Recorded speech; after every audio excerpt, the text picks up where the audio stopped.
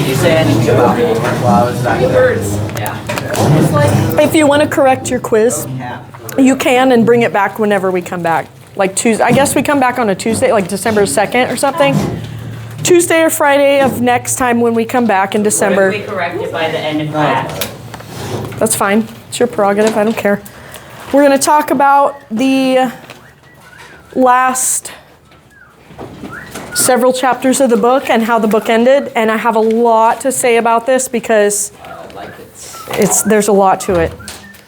And it's so much deeper than just this surface level of, oh, there was a twist ending. No, it's so much deeper than that. And we're going to see that. We're going to see how Dickens probably didn't even realize. How is it a twist ending? So you didn't read it? No, I read it. Then you should know. Yeah, I should be asking you that. Were you right? Were you right that it was Charles Darnay who dies at the end? No. So there's a twist ending. It was twist. But the book sets you up for that. So maybe even some of you kind of like thought, oh, that will come back. Why does he look just identical to Darnay? Why are they look exactly the same? Is that why I like him? Yeah. We're gonna get into why I like him. This is my favorite type of archetype or character in a book, is the one who is the self-sacrificial hero, who's the completely imperfect hero as well. He was definitely not perfect, but he redeems himself at the end by sacrificing himself. So let's get into that. And for those of you who didn't read it, man, you missed out. I know the book can be really monotonous, tedious. It's so many words, so many descriptions of things and dialogue and all these different, you're like, where is this going? How does this come back and connect? Does it ever come back? At the end, it ties up all of the loose ends, and then you see how it's all connected. And you kind of see what a genius that Dickens actually was. And how it's not your regular Dickens book that most people read in school, like, I don't know, Great Expectations or Christmas Carol or something like that. Huh?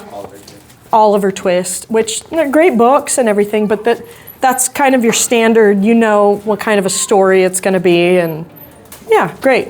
But this is definitely different. He wrote a different book. He definitely wrote some different books during his dark period.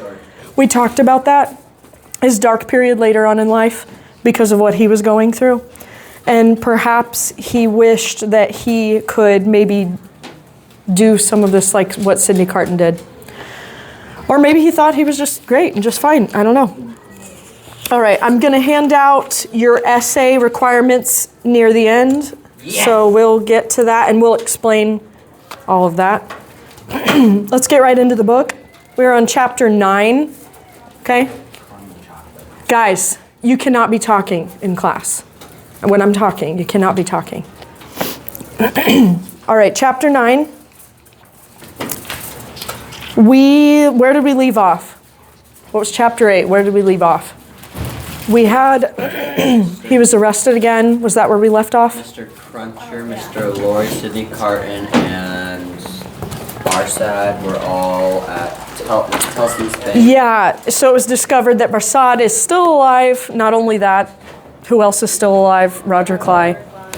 Their barges are prosecuting against the farm. Once again, Darnay has been arrested once again. This time, he's probably not going to get out, right? Madame Defarge is just enjoying this cat and mouse game, toying with her enemies, and not only that, but she wants to wipe out his entire family. Even, I don't know, the little girl Lucy Jr., little Lucy. So, we start out with Carton and Barsad and Mr. Lorry. And there's kind of a turning point for Jerry Cruncher here. What does he decide that he's going to do? So this is where he goes, there's no body in the coffin. This is after that. You know, blackmail was fine. Yeah, but he decides, yeah. But what does Jerry Cruncher do for a living? I mean, he works at Telson's Bank, right? But what does he also do? He's a grave robber. And what does he decide that he's going to do now? Never do it. He's not going to beat his wife. He's not going to rob the graves anymore. He's going to instead do what? Protect the minutes. Yeah, and he's going to actually dig graves. Okay, so he's going to actually lay people to rest now rather than trying to dig up the dead bodies and steal from them. Okay, so we had a perverse recalling to life in a way, and now he's going to put his evil ways to rest. He's going to bury his evil ways. All right, so there, in a way, he has a recalling to life as well. You see this with each character. There's a recalling to life in one way or another. It may be a good thing, it may not be a good thing. And this is where, in these last chapters, all of the characters either get their comeuppance, or there's some redeeming quality or factor, or they die, they live. Let's explore that. So, Carton and Barsad, they were talking. They emerged from the other room. Barsad and Jerry leave. Okay. Carton then tells Mr. Lorry that the best that he can do is try to secure access to Darnay in his cell. Okay, it's looking really bad. Mr. Lorry then has a breakdown because Mr. Lorry actually is a very kind and compassionate person.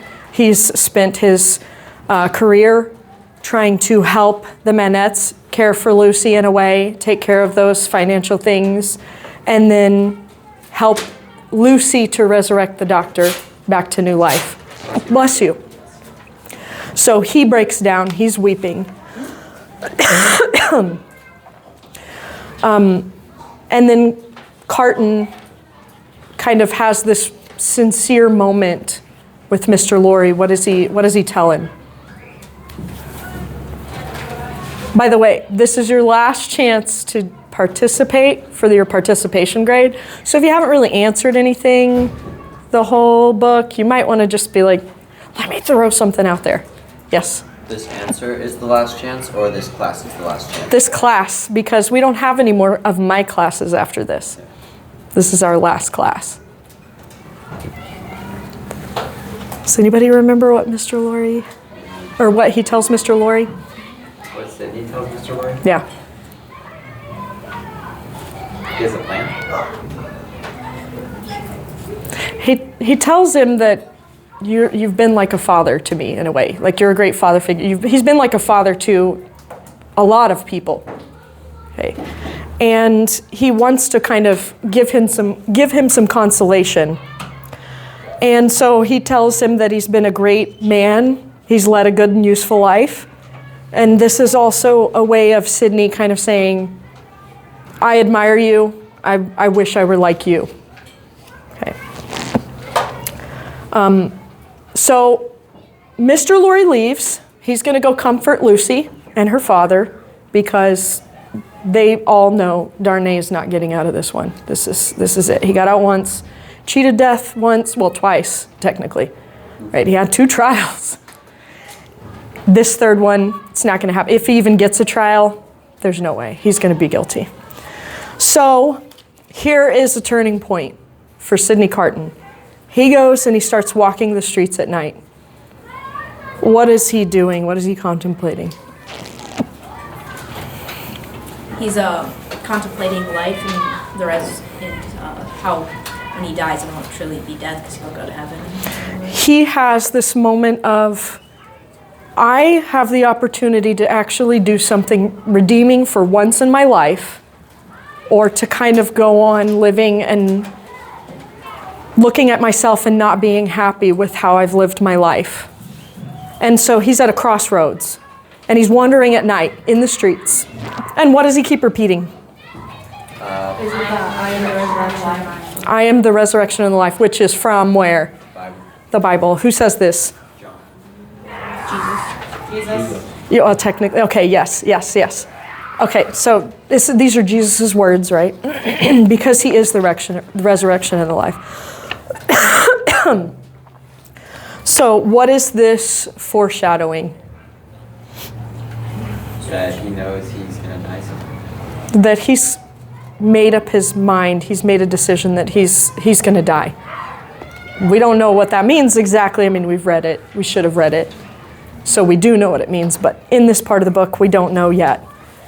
Okay, so he's walking through. I want to compare this. These are my favorite parts with Sidney, is here at the end. I want to compare this, whether Dickens knows this or not. He's borrowing from the biblical worldview. Okay, so there's no great hero or archetype that does not come from the truth of God's word.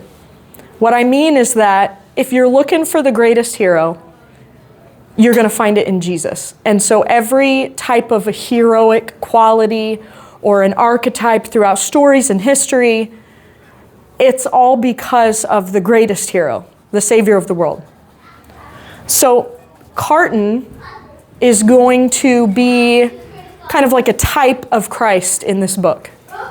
Whether or not Dickens intended for that to happen, I think that he did in a way, but I don't know if he knew exactly how similar this was to the passions of the Christ.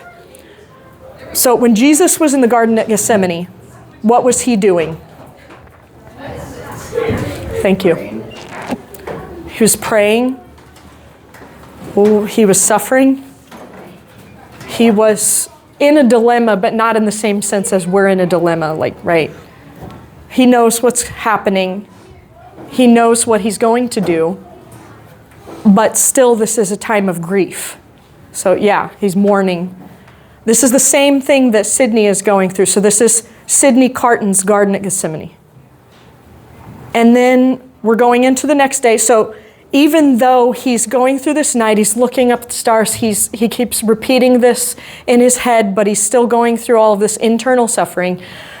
He sees the sun rise, and once again we see this analogous hope, this life coming, okay, this recalling to life.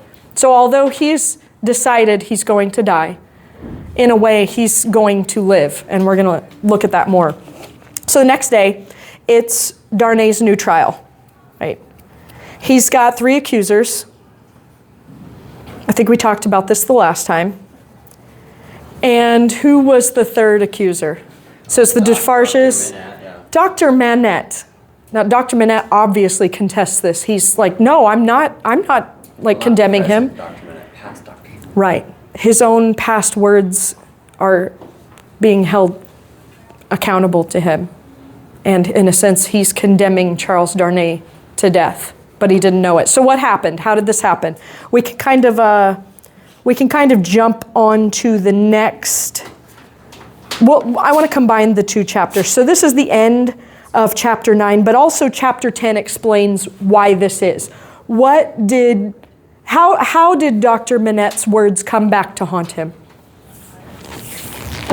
Because he wrote them while he was in prison about the Evermonts, and then he hid it in the prison, but then it was dug up By Defarge. Mm-hmm. They were looking for in the fireplace. Mm-hmm. They were looking, remember, dig?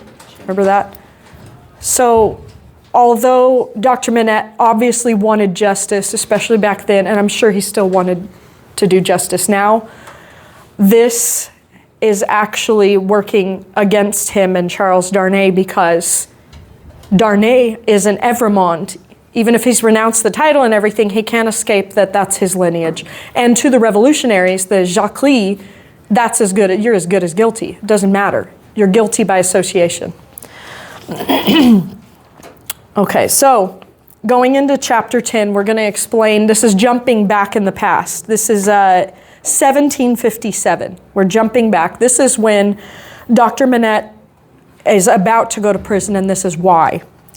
So a couple of noblemen, they summon Dr. Manette, and they request his medical expertise. Why? Because Stabbed guy. yeah, like stabbed This crazy their peasant brothers. woman.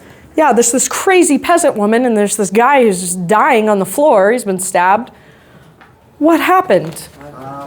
They kidnapped the girl, and then the brother challenged the kid, and he got stabbed. Yeah. They killed this woman's entire family. Yes. Still don't understand why she went crazy. Not her entire family. I mean, they not, yes, correct. Not every single member of the family, right? The rest of her family they killed, yes. But One sister escapes, right? One sister is still alive, the younger sister. Right, who is that? Huh? Madame Defarge. So now we see why she's as ruthless and homicidal and hostile as she is. Right? She's allowed her past and all of the things that she's been through and the oppression that she's suffered actually dictate how she lives the rest of her life. And so all she wants is revenge. Even though everybody who did that is now dead, it doesn't matter because she hasn't gotten the satisfaction that she wants. Because when you're seeking revenge, you will never be satisfied. Because ultimately, vengeance is in the hand of the Lord. He's the only one that can bring true justice. So there can only be true satisfaction through that. Okay, so that's why she's killing everybody. She can't kill the people who are responsible for what happened to her sister and her brother and her family, but she can go after other remnants. So that's what she's doing. All right, so the doctor comes, he sees, like we said, the guy who's bleeding out, the crazy peasant woman who's just frantic and going berserk, and these two noblemen. Who are they and what have they done? Isn't one of them the Marquis? One is the Marquis, young Marquis, right? These are two brothers, yeah. One is the Marquis and one is who to Charles Darnay? His father. The Marquis is his uncle. Okay, does that make sense now? Yeah. So the sins of his father and his uncle are what he is being held accountable for now. Yeah. Weren't they kind of like happy when the girl finally died? Well, yeah, of course. Yeah, but wait, why did they bring the doctor if they wanted the girl to die? Why did they bring the doctor? Yeah, they could have See, just. he could go off that, but I mean, they know. You know you're guilty. Yeah, you know you're guilty. There's a lot of evidence. When people die, there's a lot of... It does cover up some things, but then you got dead bodies. And I still don't understand, like, why did they leave them in the house? Why did they leave who in the house? They could have just took them, like, didn't they live by a river? I mean, this is a little bit devious what we're getting into right here. How could they have covered up this crime better? You know what? They didn't really have to. They weren't really worried about what the doctor was going to think or say anyway. And then They assumed he would be there to help them because they have all this power and we're the wealthy ones, like we're more important, we're the nobles. But if you're going to be against us, guess what's going to happen to you? Same thing essentially, yeah. Bad outcome just like them. So it didn't matter whether he was on their side or not or whether he helped them or not because they were going to get away with it one way or another. Yes? It's kind of funny. The Evermont brothers, like, they kind of remind me of like a mob or something from like an old movie, like mob bosses. Like if you call them the Evermont brothers, it just makes it seem like that. Yeah, that's happened throughout history. There have been mafia brothers. We're not going to discuss those, but I do love mafia and mob history. Yes? But why did they even keep the girl? Why did they take her in the first place? Yeah, why did they take her in the first place? Look, wicked people are not typically the smartest people. I don't know. I'm not sure what was going through their wicked thoughts there. They literally just take her. And I don't even know. Maybe they wanted to keep her for themselves. I really don't know. I don't know. It's a nice trophy, Jason. I don't know. Nice trophy of an insane girl crying. Wow. So the peasant woman, she does die, right? The brother dies, the peasant woman dies. So they're all dead, but the one younger sister had escaped. We said that was Madame Defarge, okay? But what does the doctor do? Does he try to help them cover it up? What does he do? he sends a letter to like a pastor about it or something. He writes a letter. Okay, this is important. He writes a letter. He details everything that happened because he wants justice. He's not going to help them cover this up. But before he delivers the letter, what happens? Don't the like two people I think are brothers, but I don't know for sure. No, Like his they come to his wife house. and her son. The wife, so this would be Darnay's mother. She knows what's Oh, happened. and Darnay, right? Yeah, And Darnay, the young Darnay, young son, right? She visits Dr. Manette, and what is she? Why is she visiting him? to see if he is still thinking about it. Well, yeah, she knows that he's witnessed what has happened. Huh? He wants to know the name of the people. She wants to know the name. Why? The name of the victim Yeah. who survived. So Madame Defarge. He Why? wants to hunt her down too. No. She wants to help. She's more empathetic. She's a little more empathetic, but it also might be self-serving in a way, because why does she want to get in touch with this woman? Partially, maybe. What else? What does she want to do for this woman? Wants to give her money. She wants to help her in some way. But why? Not just out of the goodness of her heart. There may be some of that there, some sympathy. Because what happens when you destroy someone's whole family and one person escapes and you have a son? Get your revenge. And they're gonna have. What Madame Defarge does. Exactly. She wants to wipe out all of them, right? So that includes the mother and Darnay. So this woman prophesies in a way. She's doing this foreshadowing of, please help me to find this woman. I want to help her in some way. I don't want this to come back on my son. And she's right, it does come back on her son. So she even tells Darnay to, if you grow up, please try to make this right. Do justice. Try to find this woman and help her do justice, okay? Because she is worried for her son, but she also doesn't want her son to grow up to be like his father and his uncle, which he doesn't. So, Dr. Manette then delivers the letter, but who read the letter? He delivers the letter, yeah. But what happens to him? He gets arrested, thrown in prison. Yeah, because the Evermond brothers saw the letter before he delivered it. Okay. So he gets arrested. We all know that he's buried alive for 18 years. He's thrown into prison. This is before Lucy is born. So this would be the year or the next year even that Lucy is born. Wait, I thought that she was already born because Mr. Lorry in the beginning of the book at some point talks She's about. 17 while her father's still in prison for 18 years. So if you do the math, she wasn't born yet. She actually never met her father. But then after she was born, she was given, because, I mean, what is going to happen probably to Dr. Manette and his whole family? Once again, we have this, I need to get rid of all of them kind of thing. Yeah, I thought that she was at least like a baby because Mr. Lorry talks about how he took her out of the city like under cover of darkness while Yeah. she was little. Yeah, that was later, after she was born. Because her mother died and Tulsi's got Mhm. custody. Yep. Because remember, she was, at the beginning of the book, she's 17. And then she hears that her father has been buried alive for 18 years. Father she's never met. So yeah, it's a little bit confusing. The dates kind of, and then you kind of jump around. So it's like, where am I now? But yeah, she had never met her father. She was born after he was imprisoned. All right, so we have him kidnapped in the middle of the night, secretly jailed. He's jailed in secret, just like Darnay was first jailed in secret.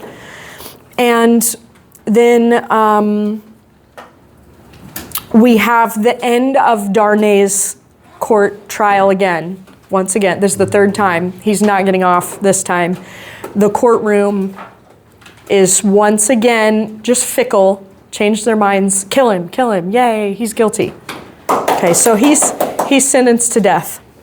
And when you're sentenced to death back then, thanks to the invention of the guillotine, speedy trial, speedy execution. So the next day, he's gonna go die. Right? Yeah. Well, so It's just this tiny little thing. So the fuzzy, It's always the tiny little fuzzy thing right here. Yes. It was flashing the green light, and now it's flashing a red light. It's actually a blue light. I think it's still recording, so Dying. Yeah, I think it's might be dying. That's okay. Dying. If it dies, it dies. You guys don't know the reference. What's it If he dies, he dies. What is that from? Yeah. No. It's from Rocky 2. It's the one with Apollo Creed. Like, you know the All right. Well, sorry. They're good movies. A couple of them are good. All right. Chapter 11. Let's get through this. Lincoln So- hasn't watched it yet. He's gonna. Good job. Good. So Darnay's death sentence devastated Lucy, Dr. Manette. He relapses essentially. He doesn't know what to do. He's wringing his hands. He's pulling his hair. He has no workbench to go to, so he has no outlet for the emotional trauma that he's experiencing. But everybody is just distressed and distraught. So they go say their final farewells to Darnay because he's going to die the next day. And Lucy is keeping her emotions under control. She tries to be strong for her husband and for her child. But on the inside, she feels hopeless. Which, what does she represent in the whole book? The golden away. Hope and life. And second chances. But she has gone to hopeless now, despair. So everything seems hopeless. Even the embodiment of hope is completely hopeless. All right. Lucy faints.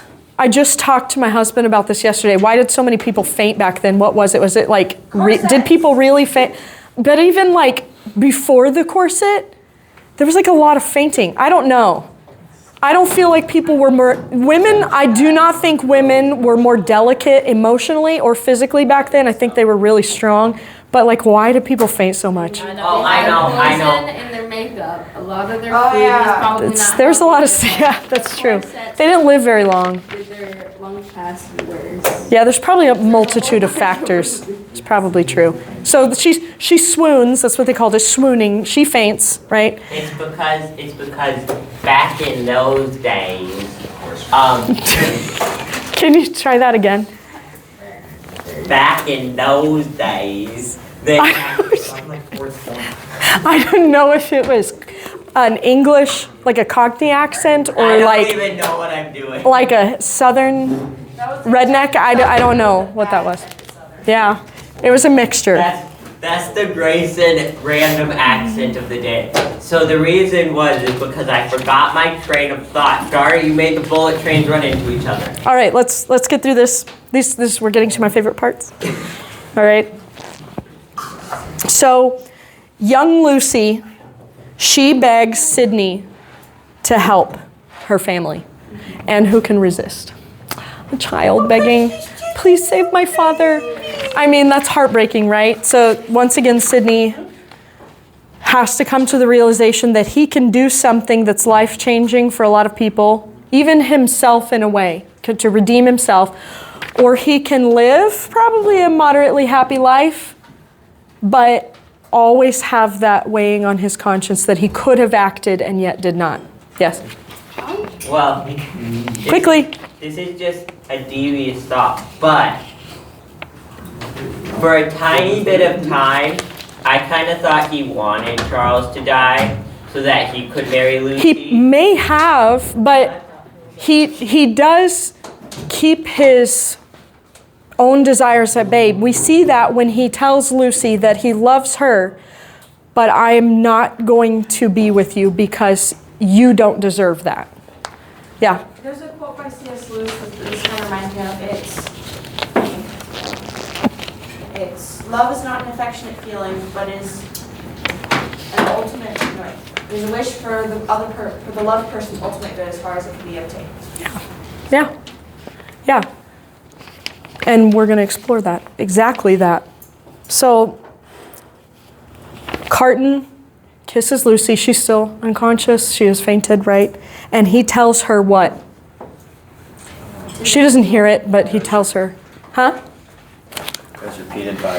Yeah, he repeats some words. Well, it was repeated by her daughter to her grandchildren. Yeah. So he says, a life you love, which is what he had said at the beginning whenever he was telling her, I'm not going to be with you. I want you to have a life you love. That's my greatest desire, and I will work my entire life to make sure that that happens. Okay. Even if it's at my own expense. And so he decides, I'm going to honor that promise that I've made. So he arranges one last time with Mr. Laurie and Dr. Manette, try one more time to convince the judge. Okay, he's already made his decision in his mind what he's going to do, but he says, if at all possible, please try to stop this from happening, because he doesn't want to die. This is very similar to when Christ is praying to the Father, and he says what? Father, if it be your will, let this cup pass from me. Right, but not my will, but yours be done. So if I don't have to do this, then let that be so, but I submit to this decision. Okay, so once again, we see this analogous type of a Christ. Whether or not Dickens intended for that, I'm not certain. Okay, so Carton leaves.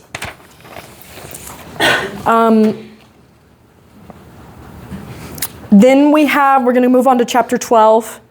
Carton goes to the wine shop, right? He pretends like, I don't know any French, I'm just confused. Who does Madame Defarge think that he is at first? She thinks that he's Darnay. She thinks he's Darnay. And he knows that that's what she thinks at first.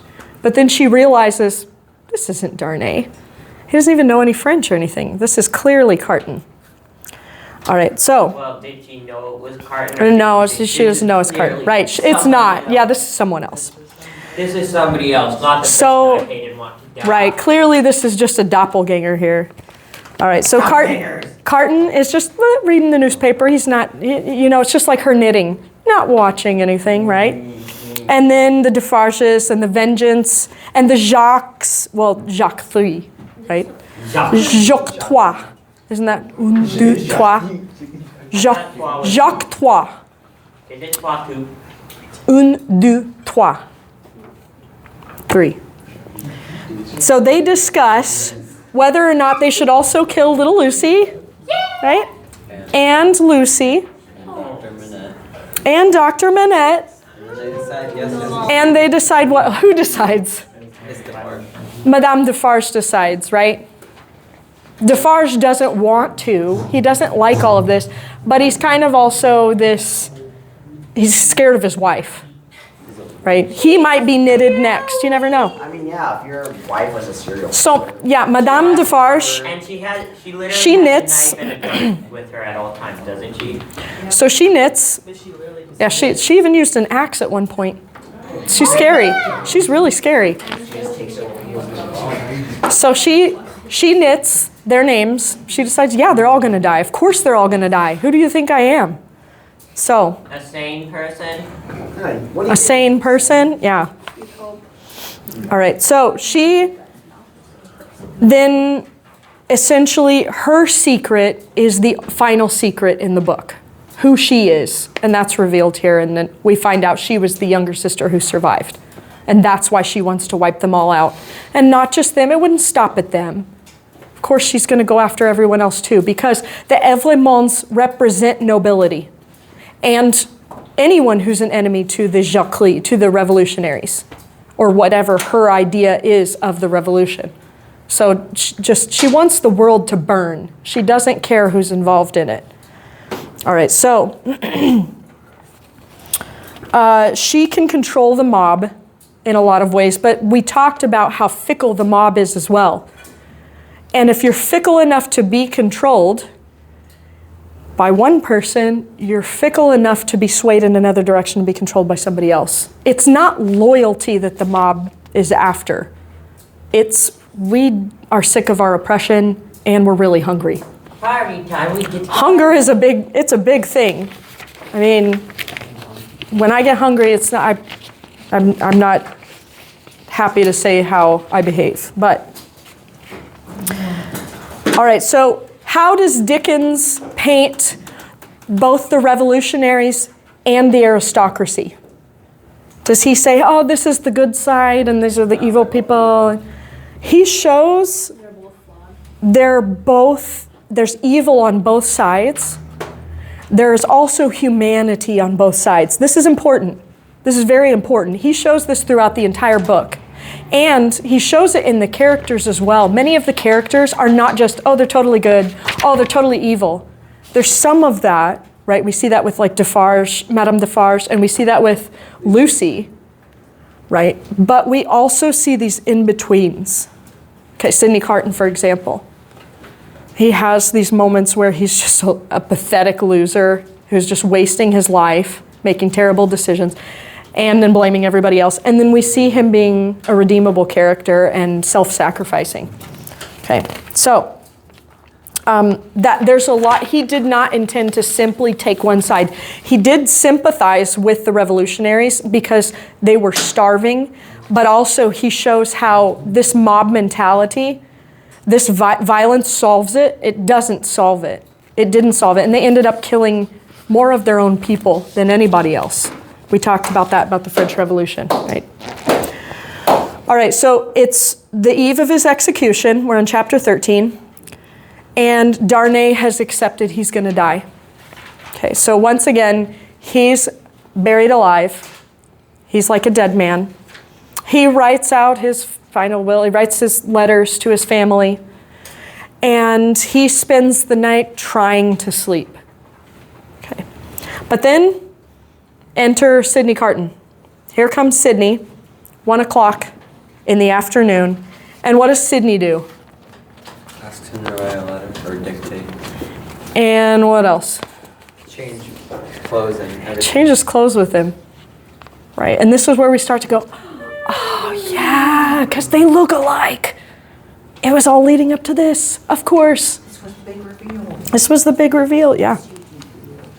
All right. This is why they look So what else? He exchanges clothes with him, yeah, but what else does he do to Darnay? He takes like the stuff he got from the chemist shop, puts it on his hand, and puts it in front of his nose, and then he falls asleep. He drugs him. Okay, in any other circumstance, bad idea, right? But in this case, he knows Darnay is not going to allow him to swap death with him, right? For a split second during the book, I thought that he was killing him. And I was like, wait, what is happening? This is just kind of useless because just in a few hours he's going to die anyway. Yeah, no, he drugs him because he knows that he's not going to go along with this. I'm going to have to force him to live. So drug.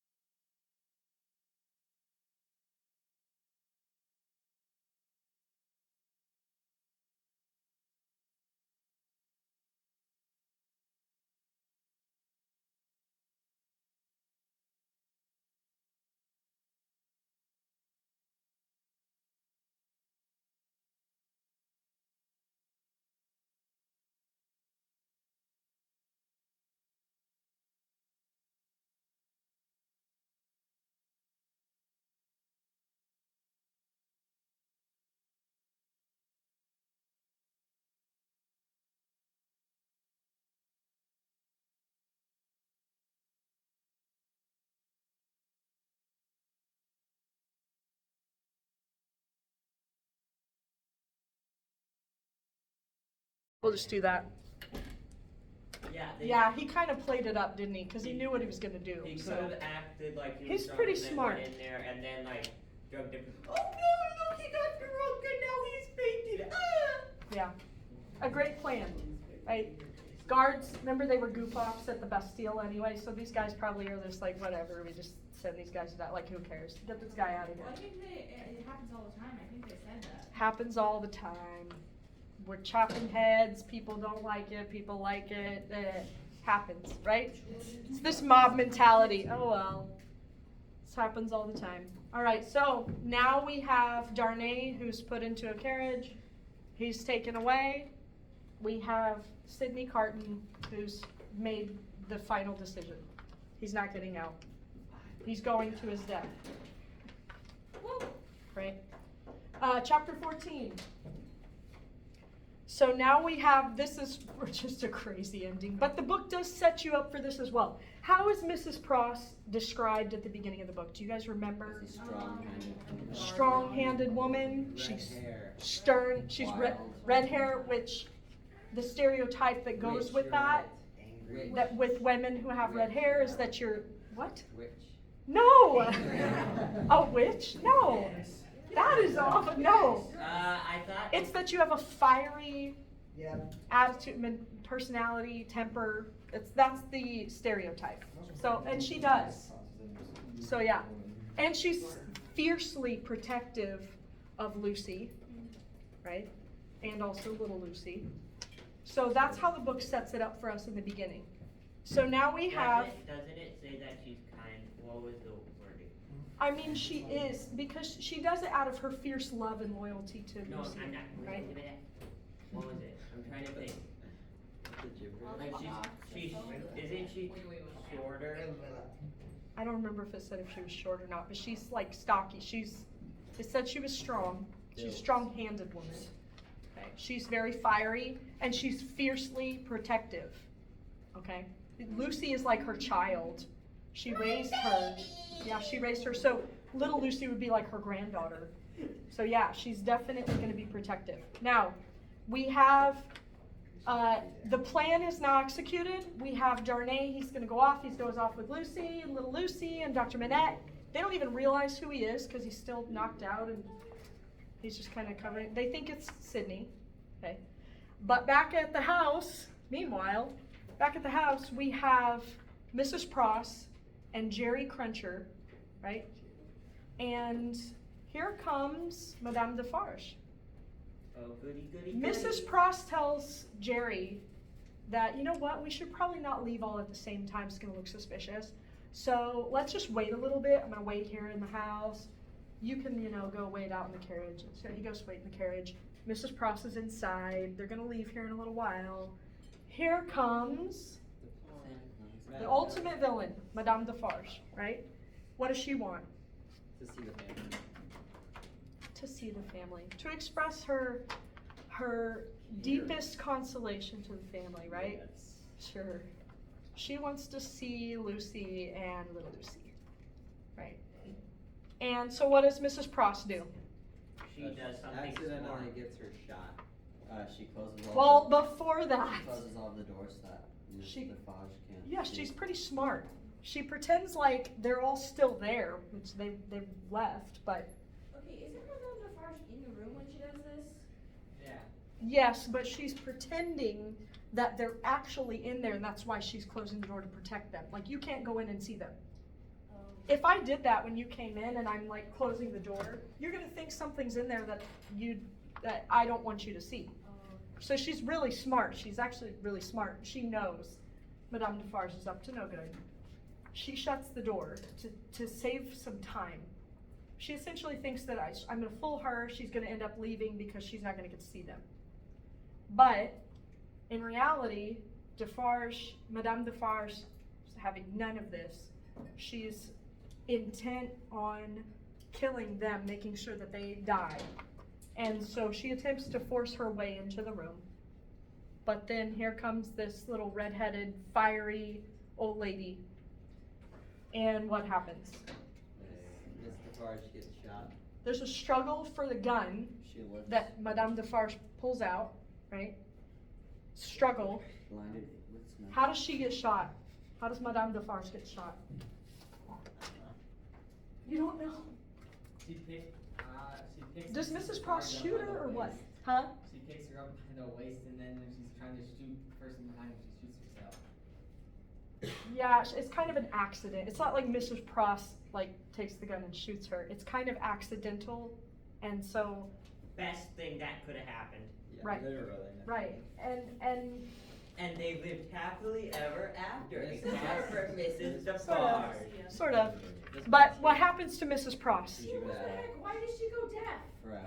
Because the guns. This is a good question. We're going to get to this. This is part of your essay prompt. Oh, wait, Well, the gun yeah. is so loud. Okay, the gun is so loud she goes deaf.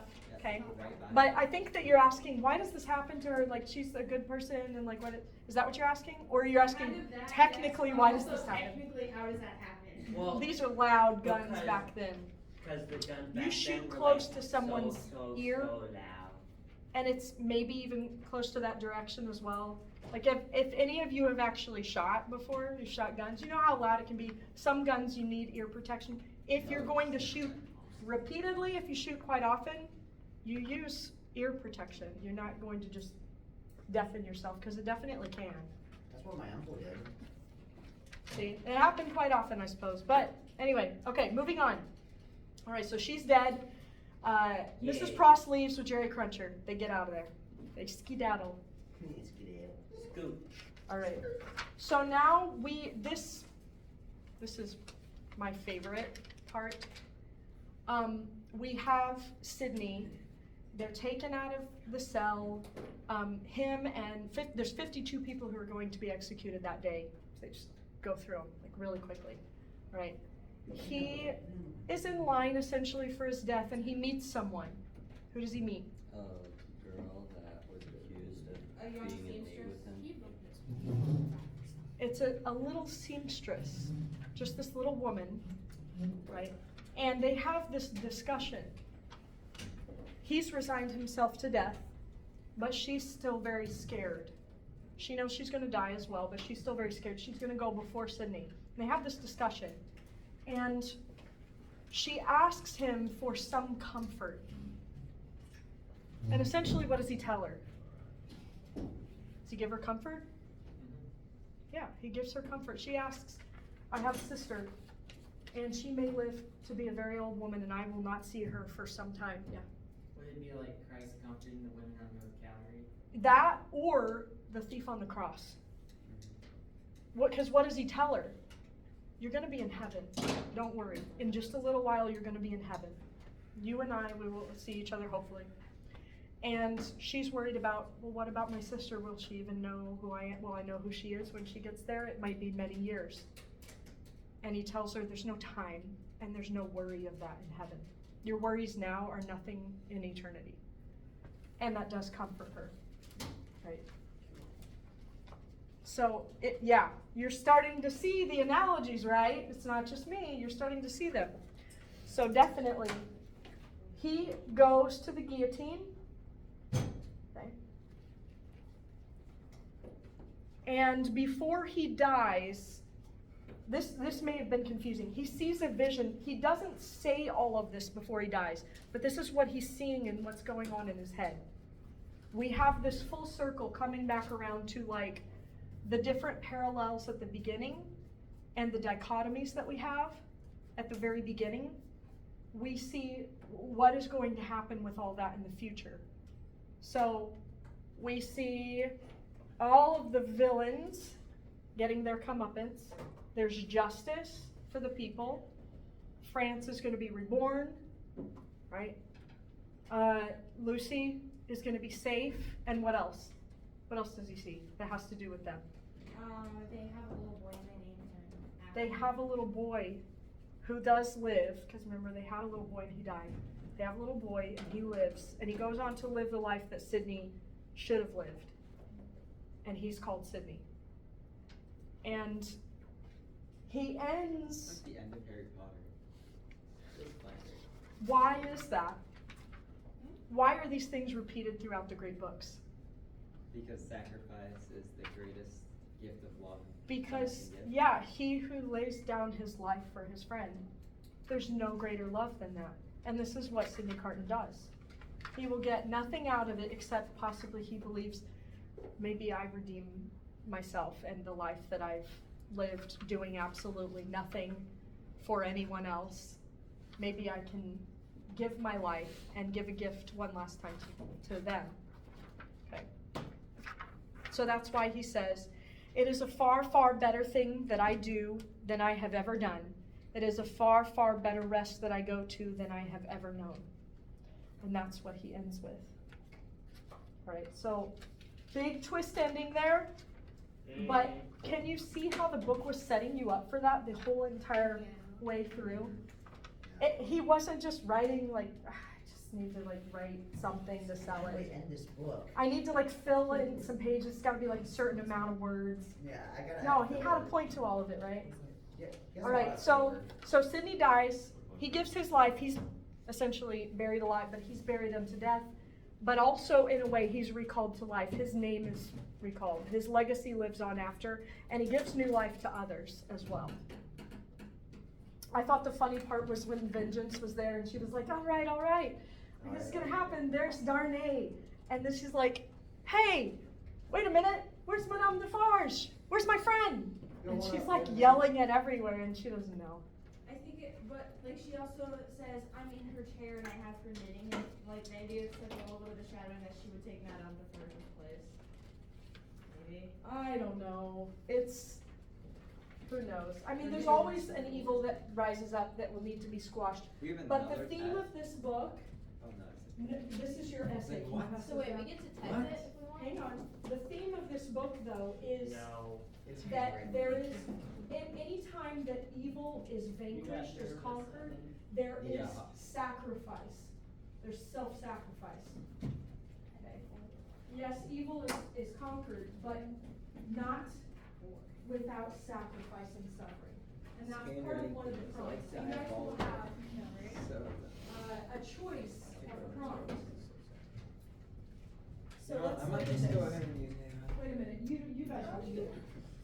Well, they can still read it. Yeah, you can look at it if you want, you can look at it if you want to, but I need This is next. Oh, there's two. It says essays may be typed or Let's go handwritten. through So they this. had to be handwritten. We have 5 minutes, let's go through this. All right, number 1, pay attention. If you get one of these wrong, I'm taking off points, it doesn't matter. Because I read them to you and you have the sheet right in front of you.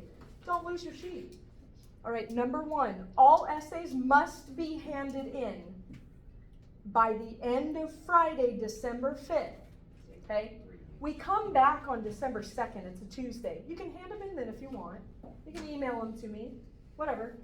Or on Friday, but that's the last day, December 5th, okay? If you're not going to be here, then you need to email me. Okay, my email is right there. Late essays won't be accepted at all. No exceptions. Yeah. I thought you said you weren't strict on grading. I've been pretty lenient. Pretty much if you write something, you get credit. Get credit for it. Number 2, essays may be typed or handwritten. I discussed this with Mrs. Schaff. She said, okay, you decide what you want. Maybe typed or handwritten. Thank you. The reason why she was suggesting only handwritten, why is that? So you So- couldn't so use you chat waste more GPT. time. Because there have been suspicions of people using AI not to help or critique what I'm writing or help with my grammar, but to actually answer prompts. We don't want that.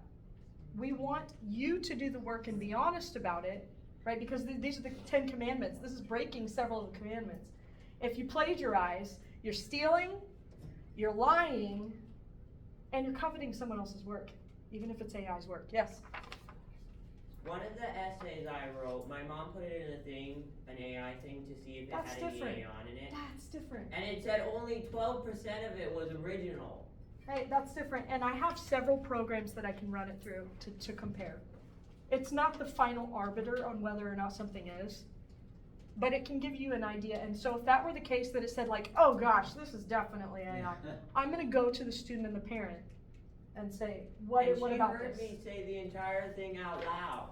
You can come to my house and see the computer. I'm not going to has no anybody's internet house. access whatsoever, so I literally can't. If that was the case, that the several AI programs were saying this looks like it was actually written by AI, I'm going to go to those people. I'm not just going to be like 0. Okay? But be honest. Okay, I'm letting you take these home. You have plenty of time to write it. That's like 2 weeks to write it. It's not that long of an essay. Let's go on. Next thing. If you need to email your essay, you may either send it as a PDF file that I can open. It has to be PDF for me to open it. Or just take a screenshot of each page and email those to me. I can see that too. If you handwrite it, use pencil because I don't want a bunch of corrections and you're scribbling out pen.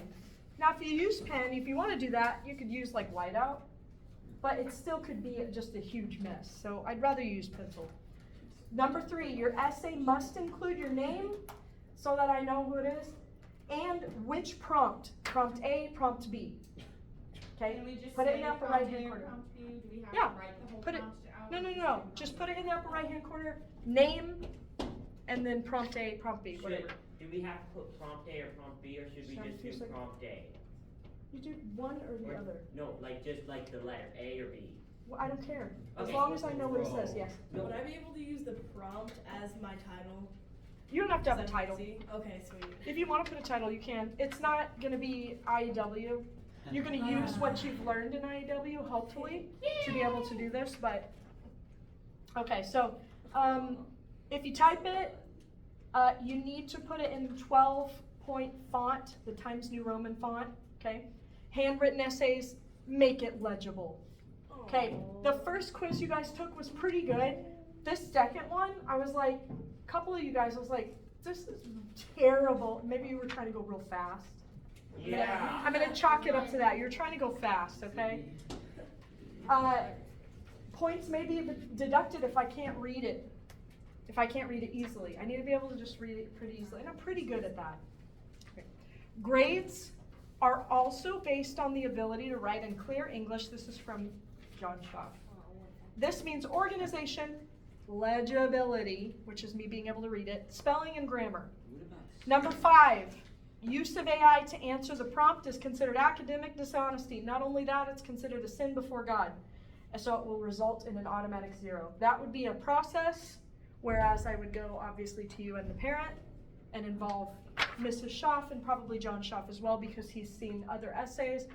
I get an idea of how you write from your quizzes that you're definitely not able to use AI on. So we have some evidence, but ultimately that would be the process, okay? Oh, my essays are much different than my quizzes.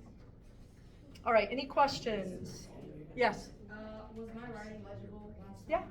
Okay. If you have a grade and I didn't put, I can't read this, Oh, okay. then it was legible, but please try to make it a little bit, this is a lot of papers to grade, and I really hate grade. I hate it. I hate it. You have to pay me some money, I'll grade for you. Yeah, for free. Yeah. Give Me us a pay good you price. I'll take Why? $100 in the essay. Nah. That's a good deal. That's $100. All right.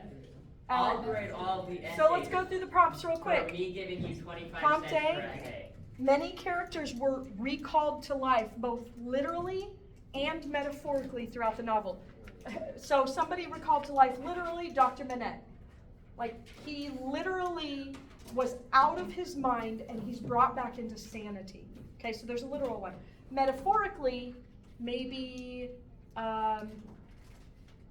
Charles Darnay discovering love and hope and goodness in life, even though he thought that he's just destined to probably try to have to atone for his sins all his life. So there's literal, metaphorical, there's a lot of both throughout the whole novel. Discuss how Dickens repeatedly visits this theme and the idea that through suffering and sacrifice, love conquers all. We just talked about that. Okay? So that would be your whole essay, giving examples and discussing how that's the case and who was sacrificing, but also love was conquering in this way. Okay? You know. Prompt B is discuss Dickens's portrayal of the aristocracy and the revolutionaries during the French Revolution. Remember we talked about this. How did he portray them? Was one just the good side and one was the bad side? No, both had evil, both had sin, both had some redeeming qualities as well. Both were humanized and both were vilified. So then it says, in what ways did he humanize both? In what ways does he show that both are guilty of evil as well? Okay, he didn't take a side, one side fully or another, but he did kind of sympathize with different issues that they have. All right, so those are your two. One is really kind of this flowy, like, analogy type. That's prompt A if you like that kind of stuff, and the meaning behind everything. And then one is more of like, we're looking at historical events and we're assessing, were these people truly evil? Was there some redeeming qualities? How did he portray both? Okay? So you have your choice.